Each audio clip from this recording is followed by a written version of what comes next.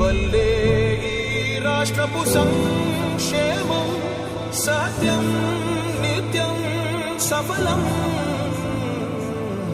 జనగణ మంగళ గాయకుడా, ఘనమగు చరితల నాయకుడా, పలుతరములు మము పరిపాలించర స్వామికుడా.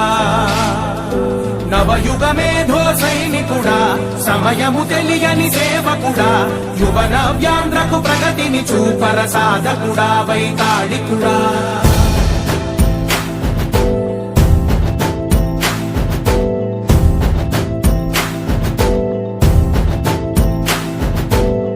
ప్రతి ఇల్లు నిన్నే నిన్నే పిలిచింది,